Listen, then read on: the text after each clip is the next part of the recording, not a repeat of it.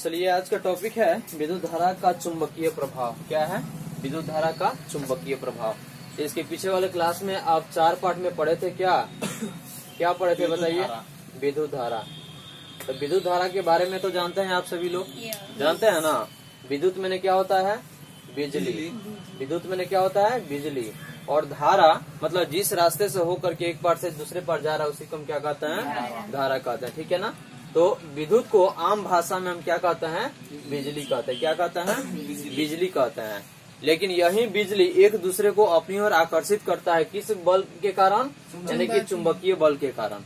क्योंकि अगर बिजली में चुंबकीय बल अगर नहीं होता तो वह क्या करता? अपनी ओर किसी भी वस्तु को आकर्षित नहीं करता। खासकर आप लोग देखे होइएगा कि गांव में किसी को अगर करंट लग जाता है, बिजली अगर लग जाता है तो वह क्या करता है? यानी कि एक दूसरे को अपनी ओर आकर्षित कर लेता है, खींच लेता है ना।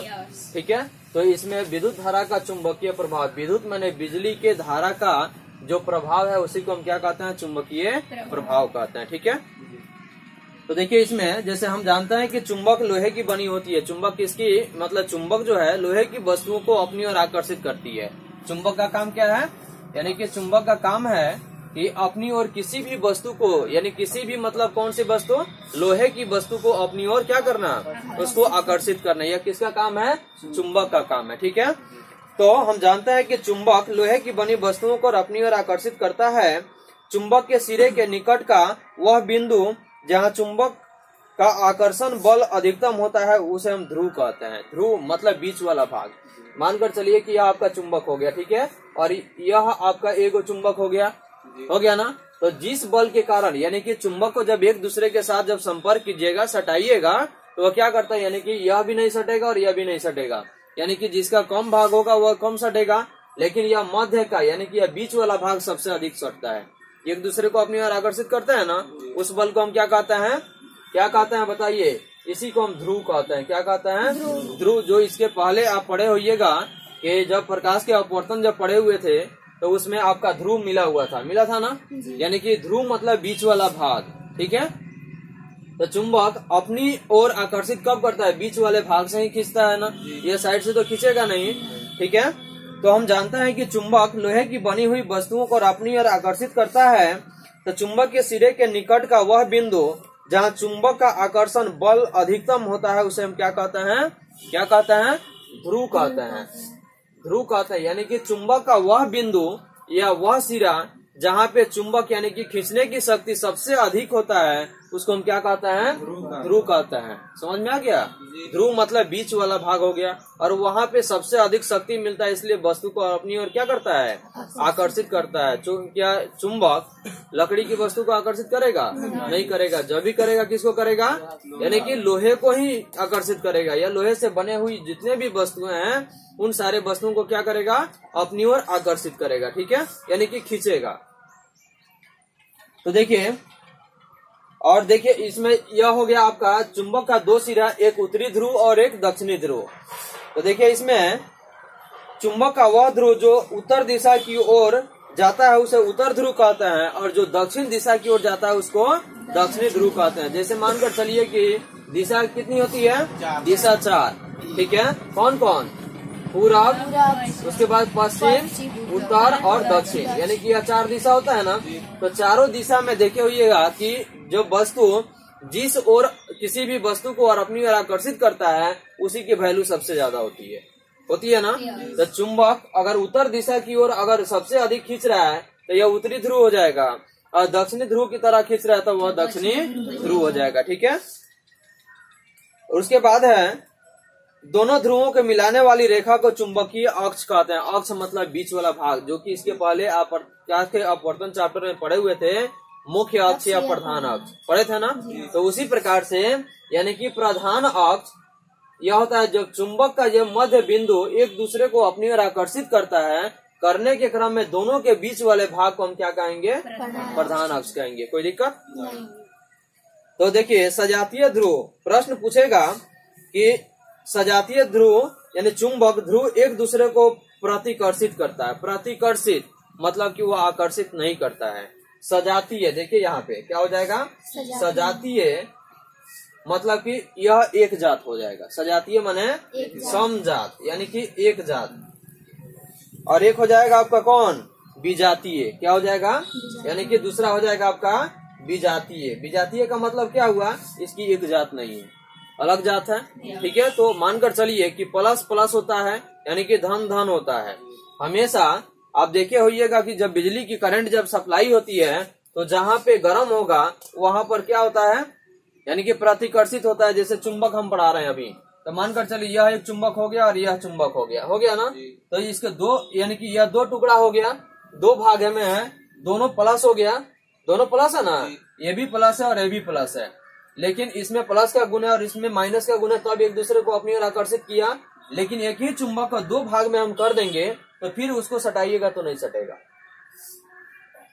क्यों बताइए, यानी कि मानकर चलिए कि यह एक चुंबक हो गया, ठीक है, गोल वाला चुंबक हो गया। तो इसको अगर दो पार्ट में हम कर देंगे, ऐसे तो एक साथ सटा हुआ है, लेकिन जब दो पार्ट में कर देंगे यानी कि दो भाग में जब इसको बांट देंगे तो ये फिर इसको जब सटाएंगे तो ये एक दूसरे को नहीं सटाएगा, यानी कि एक दूसरे को आकर्षित नहीं करेगा। लेकिन जब इसको हम पलट देंगे यानी कि ये वाले भाग को इधर कर देंगे और इस वाले भाग को इधर कर देंगे तो ये अपनी ओर आकर्षित कर लेगा। समझ में आ गया, यानी कि यह दोनों समान जात हो गया क्योंकि दोनों का गुण समान है। जब दोनों को हम दो भाग में जब तोड़ दिए तो जितना इसका गुण है उतना ही इसका गुण है, और दोनों का जब गुण सेम हो गया तो ये एक दूसरे को आकर्षित नहीं करेगा। तो सजातीय में क्या होता है, विकर्षण होता है। क्या होता है, जबकि विजातीय में आकर्षण होता है। समझ में आ गया, विकर्षण और आकर्षण का मतलब समझ में आ गया। विकर्षण जो आकर्षित नहीं करे यानी कि एक दूसरे को अलग कर दे, और जो आकर्षण यानी कि यह विजातीय में आकर्षण हो जाएगा और यह सजातीय में क्या हो जाएगा, विकर्षण हो जाएगा। कोई दिक्कत? तो सजातीय चुंबकीय ध्रुव एक दूसरे को प्रतिकर्षित करता है और विजातीय चुंबक एक दूसरे को आकर्षित करता है। यानी कि सजातीय प्रतिकर्षित यानी कि वह एक दूसरे को आकर्षित नहीं करेगा, जबकि विजातीय होगा यानी कि अलग अलग हो जाएगा तो एक दूसरे को क्या करेगा, अपनी ओर खींच लेगा। कोई दिक्कत? तो इसके आगे आप देखिए, वैसे पदार्थ यानी कि प्रश्न अगर पूछे कि चुंबकीय पदार्थ किसे कहते हैं, ठीक है ना, चुंबकीय पदार्थ किसे कहते हैं।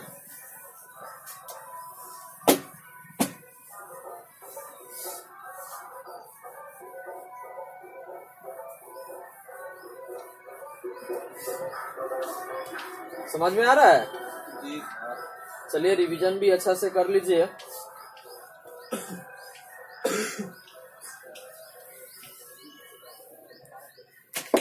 देखिए आपका चुंबकीय पदार्थ, प्रश्न क्या है, चुंबकीय पदार्थ। चुंबकीय पदार्थ मतलब क्या होता है, चुंबकीय यानी कि जिसमें चुंबक का गुण होता है। ठीक है, यह पदार्थ मैंने वस्तु आप जानते हैं कि चुंबकीय पदार्थ किसे कहते हैं, वह पदार्थ जो एक दूसरे को यानी कि लोहे के वस्तु को अपनी ओर आकर्षित करने का गुण रखता है, वैसे ही पदार्थ को हम क्या कहते हैं, चुंबकीय पदार्थ कहते हैं। किसी को दिक्कत? देखिए, वैसे पदार्थ जिन्हें चुंबक आकर्षित कर लेता है यानी कि चुंबक अपनी ओर आकर्षित मतलब कि खींच लेता है, वैसे पदार्थ को हम क्या कहते हैं, चुंबकीय पदार्थ कहते हैं।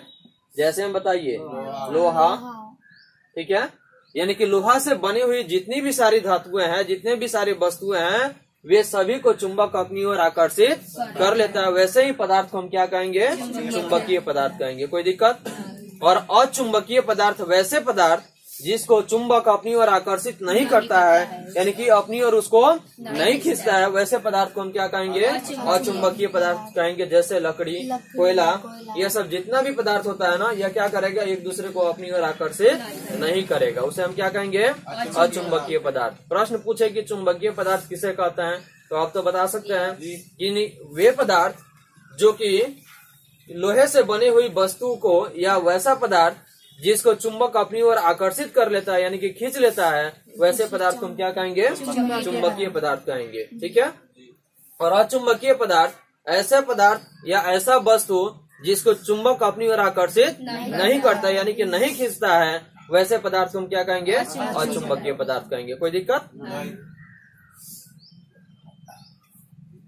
इसके बाद है आपका कंपास सुई, ठीक है ना। तो देखिए, चुंबकीय क्षेत्र एवं चुंबकीय क्षेत्र रेखा, जब किसी कंपास सुई के निकट कोई चुंबक या चुंबकीय पदार्थ नहीं होता है तो सुई दक्षिण उत्तर दिशा में स्थिर रहती है। जब किसी चुंबक को सुई के निकट लाया जाता है तब साधारणतः सुई विक्षेपित हो जाती है। विक्षेपित मतलब कि अलग हो जाती है। यानी कि चुंबक के बारे में जैसे बताएं आपको कि एक चुंबक को जब हम दो बराबर भागों में बांट देंगे तो वह सेम जात एक दूसरे को आकर्षित नहीं करेगा।